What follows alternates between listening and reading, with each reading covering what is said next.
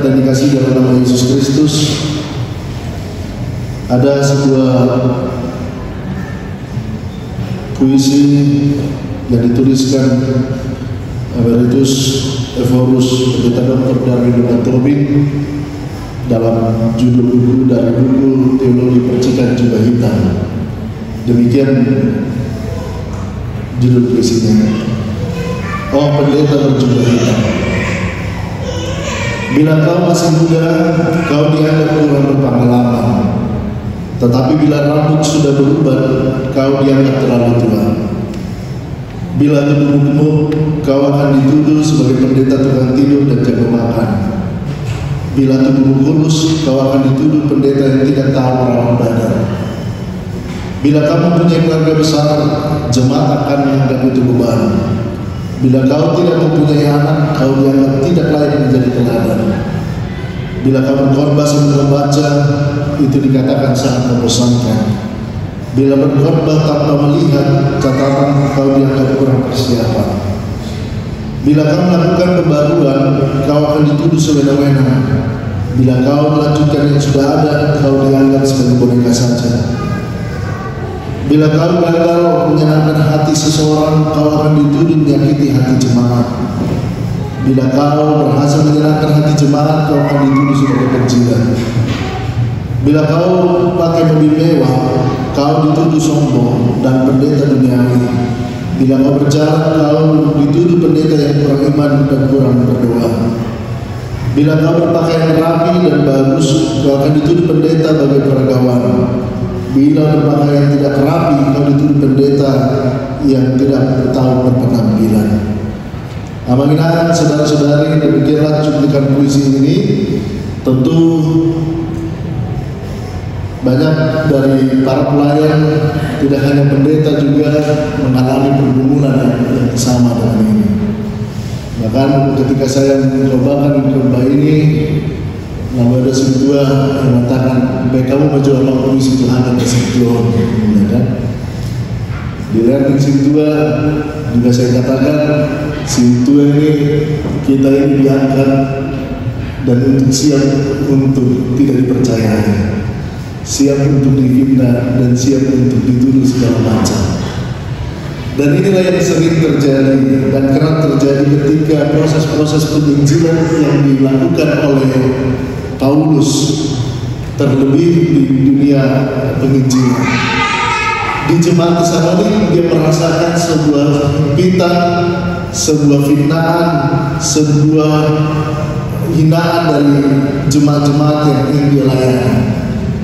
Banyak tantangan yang dihadapi oleh Paulus itu sendiri. Dia dianggap sebagai penyesat karena ketika itu di latar belakang teks ini, ketika Paulus memberitakan firman tentang kedatangan hari Tuhan, dia dianggap menyesatkan karena Tuhan tidak kunjung datang. Lalu bagaimana dengan yang sudah meninggal? Apakah mereka mempunyai kehidupan ketika Tuhan datang? Lalu Paulus mencoba meyakinkan dengan iman dan harapan dengan apa yang dia punyai. Namun banyak tantangan-tantangan yang dihadapi dalam memberitakan Injil itu sendiri. Paulus juga sering dikatakan tidak murni dengan tujuan memberitakan Injil, karena pada waktu itu tidak sonarnya nanti ada sentralisasi. Kalau pendeta penempatan di kota, maka sejahtera kehidupannya. Tapi Paulus pada waktu itu mengalami sebuah kesulitan ekonomi juga. Jadi dia harus tinggal dan bekerja sebagai tukang tenda, ya, untuk mencukupi biaya untuk penginjilan itu sendiri. Kita coba bayangkan, dia harus bekerja lagi, dia harus mengabdi lagi, dan dia harus melayani.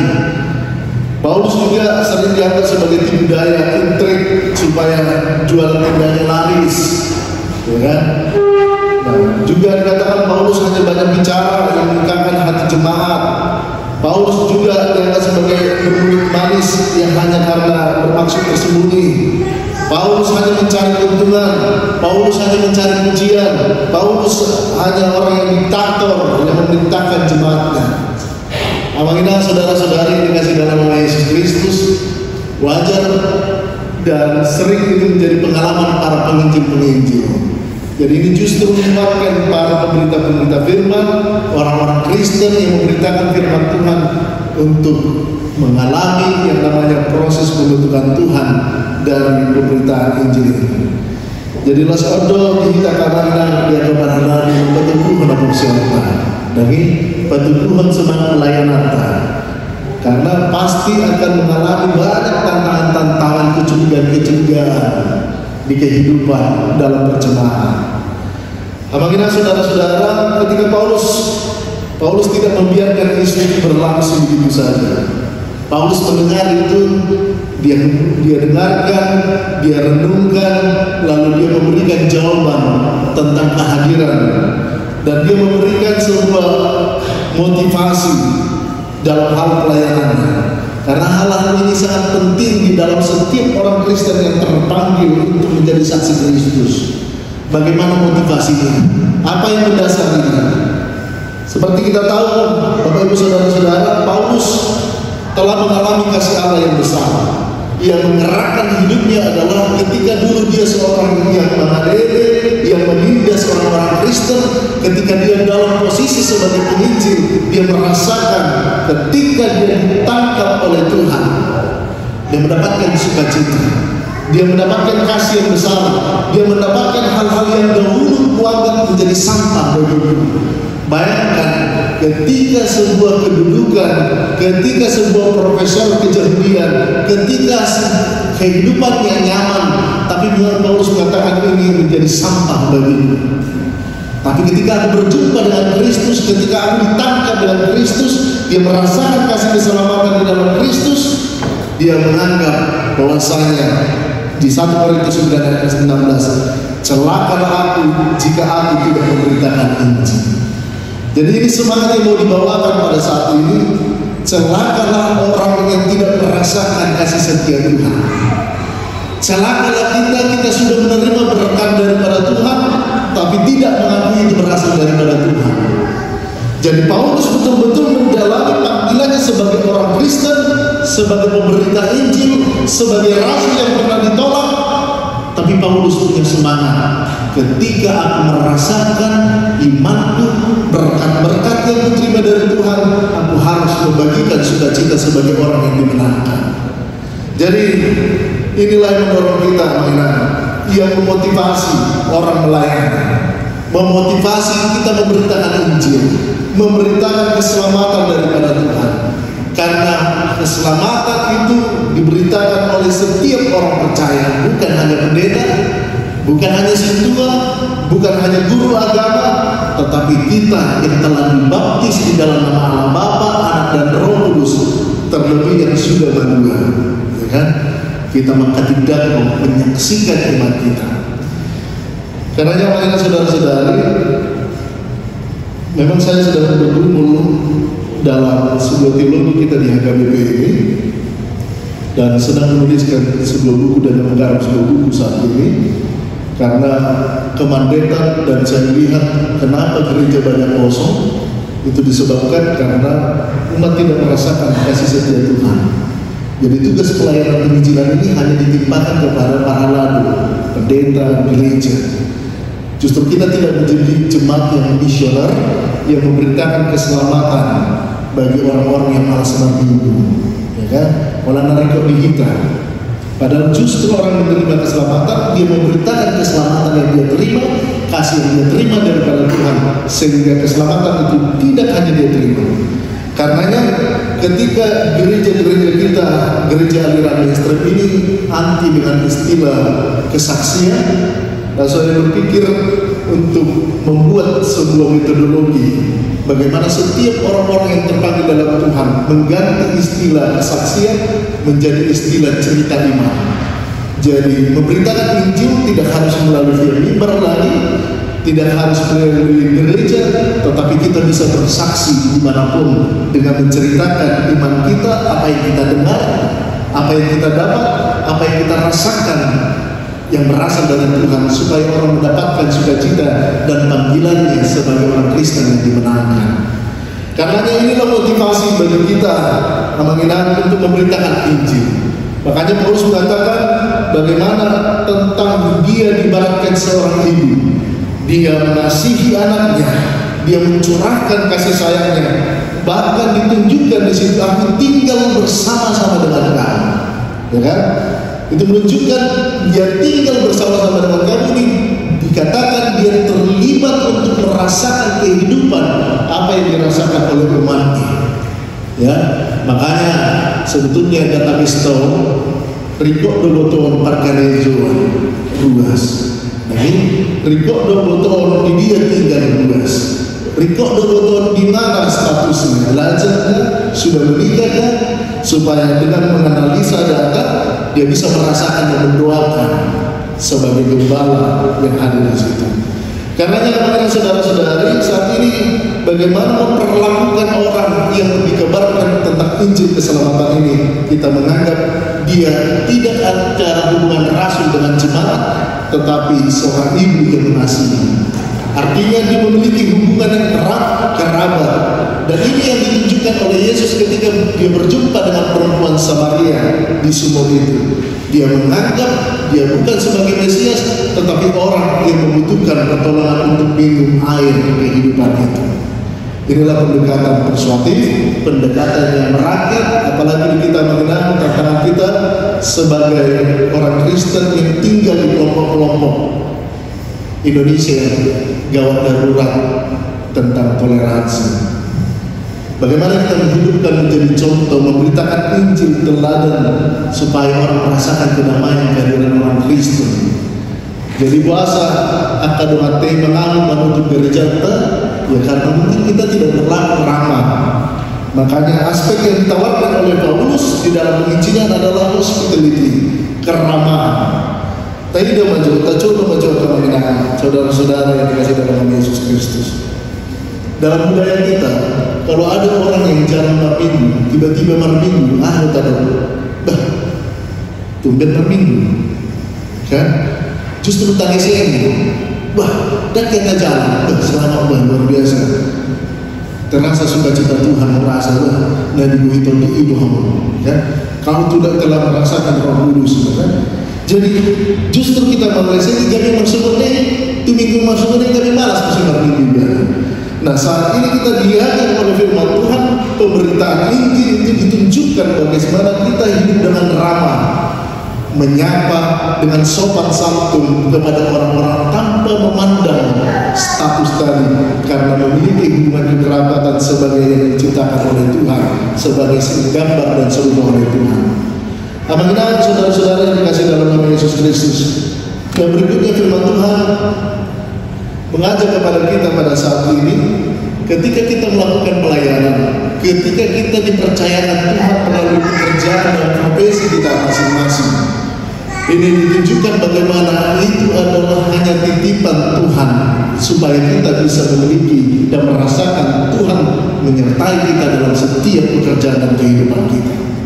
Justru Tuhan memberikan pekerjaan kita, profesi kita, status kita pada saat ini dalam rangka untuk menunjukkan perilaku sebagai orang Kristen yang mengasihi Tuhan. Karenanya jika kita berhasil melakukan yang baik dalam pekerjaan kita, dan alami haduku. Makanya ada lagu katakan, bukan karena kekuatanmu dan alami haduku, tapi ada Tuhan yang menyertai kita dalam rangka apa yang kita perbuat, supaya apa yang kita kerjakan yang baik, apa yang kita kerjakan yang secara excellent, apa yang kita kerjakan secara bagus dalam kehidupan kita, semata-mata bukan mengharapkan pujian dari dunia ini, tetapi mengharapkan pujian yang daripada Tuhan, supaya nama Tuhan bisa dimuliakan melalui kehadiran kita. Dan itulah eksistensi sebagai orang yang misioner, orang yang menginjili di dalam kehidupan. Jadi dengan gemar baju kehonak kita, jadi dengan gemar berbepat kita sudah coba, ya kan? Kalau sudah bepat kita, jangan isi jeritaan, ya kan? Karena kita lihat bagaimana kita melihat menyukakan hati Tuhan. Inilah hal yang paling penting yang perlu kita kerjakan dalam kehidupan kita. Sebagai ibu rumah tangga, bagaimana tidak untuk menarik suami saja, tetapi bagaimana supaya Tuhan senang. Karenanya las odon mengubuhi terlebih kepada Allah. Jala odon mengubuhi di bagai sama manusia. Malam berapa di pada kondisi mau tarikan tua muda. Udah Allah di Tuhan. Jadi saya terlalu capek mendengarkan perkataan orang, penilaian orang, kalau saya tidak dibawa oleh fondasi motivasi pelayanan yang benar. Nah, ini yang mau diajak kepada kita. Tentu ketika kita mendengar orang-orang yang ada di sekitar kita, lalu kita gendam, lalu kita jadi stres terhadap itu, berarti ada yang salah dengan diri kita. Tapi kalau kita melakukan apa yang kita kerjakan di dalam kehidupan kita, bukan karena penilaian terhadap orang lain, tetapi mau Tuhan sedang dalam kehidupan kita, ini yang membuat kita tidak terbebani melakukan apapun tugas yang kita terima dari Tuhan. Jadi yang mengenai asal gajah memuntah, supaya kita tetap sehat. Banyak orang stres, jangan mandikot, bunuh diri karena memikir banyak perkataan orang, ya kan? Anak lalu ide istri ni, nak ni baik pikir. Ayo baru tu, tapi mami so mami, bikin masih coba, stres dia. Alam dia, asal tu bela pun. Mau semua orang di YouTube berewan nak saudara stres. Tapi kalau kita melakukan dengan penampilan kita, dengan baju kita, dengan profesi kita, dengan apa yang kita lakukan yang baik kita lakukan untuk Tuhan, itu tidak pernah akan membuat membebani hidup kita. Amin. Jadi mindsetnya, cara berpikirnya, cara berimannya harus benar. Maka di situ kita mendapatkan sukacita. Amanah saudara-saudara yang dikasih dalam nama Yesus Kristus. Yang ketiga, firman Tuhan mengajak kita supaya kita tidak setengah-setengah melakukan tentang kasih itu. Beranilah untuk menyatakan kebenaran Tuhan. Kita tahu bahwasanya hal yang benar pasti banyak yang tidak menyukai, ya kan? Walau contoh pehita di ida pehita mana sitongi karena alun disibulis imajun mana sitongi, ya kan? Tapi ketika kita berjalan bersama Tuhan, kita tidak setengah-setengah memberitakan kasih Tuhan dalam kehidupan kita. Paulus ingin menyatakan di dalam kehidupan kita kelayakannya dalam memberitakan Injil, karena respon kasih yang dia terima dari Tuhan itu membuatnya tidak setengah-setengah dalam memberitakan Injil itu sendiri. Saudara-saudara yang dikasih dalam nama Yesus Kristus, ketika saya ditugaskan di Warangas ini, dibuat surat penugasan 1 bulan setelah tugas baru datang daripada Pastor itu lalu ditugaskan di sini. Saya bilang sama sekretaris distrik, aina baru dia paling terasa. Dulu tu dulu jadi dari suatu makanan bagi orang kantor. Badak kok di sini. Alhamdulillah poso di distrik tahu. Jadi dengan kesadaran satu yang saya pahami ketika itu adalah memahami bahwasanya orang yang dibenarkan di dalam Tuhan, dia mengerjakan segala sesuatu. Bahkan saya harus bilang, tanpa 2 minggu terakhir dengan surat itu saya diberikan SPJ dari kantor. Walaupun seminggu ini tidak diberikan SPJ dari kantor, saya tetap melayani karena merasakan kasih Tuhan, kemenangan Tuhan, apa yang sudah saya terima sampai saya bisa Tuhan tempatkan di Jakarta ini, bisa bersama-sama dengan keluarga. Ini kasih yang saya terima. Jadi karenanya saudara-saudara, bagaimana ketika kita mengingat sebagai dasar undang sama Tuhan. Jadi pergumulan itu dipatahkan oleh karena semangat dalam melayani itu sendiri. Makanya ada orang doa tim doa kami yang mengatakan, ya itu kenapa masuk di kantor, itu sama saja singa yang dikurung. Singa yang menjadi pendoa itu dikurung di kantor. Seharusnya itu harus berjemaat, Iya itu gimana? Saya juga mempergumulkan ini karena tugas pelayanan yang diberikan di Forus untuk Unit Evangelism Mission juga lagi mengerjakan studi dan segala macam. Lalu saya berpikir ketika itu apakah semangat sebagai tugas kependetaan lah, tohonan pendeta lah yang menjadi ingat untuk melayani jemaat. Karenanya semangat ini jangan hanya berhenti di saya, tapi semangat pelayanan penginjilan ini menjadi semangat bagi kita semua untuk menyatakan kasih Allah di dalam kehidupan kita. Semangat yang saya dapat ini saya mau bagikan dalam bentuk cerita iman bagi kita semua supaya kita bisa merasakan apa yang Tuhan rasakan dalam kehidupan para penginjil-penginjil ini, dan kita juga merasakan karena orang yang melakukan penginjilan akan mendapatkan kemenangan di dalam Tuhan. Berkat-berkat Tuhan akan mengalir. Karena satu yang begitu bahwa kita, Rasul Paulus tidak membuat sebuah perbedaan-perbedaan, tetapi orang yang merasakan kasih Tuhanlah ia melakukan hal kehidupannya dengan murni. Tuhan memberkati kita, menguatkan kita, dan tetap berani memberitakan Injil karena kita ditolong oleh Tuhan. Tetaplah berpengharapan dalam kehidupan kebenaran kita di dalam Tuhan. Amin. Kita berdoa.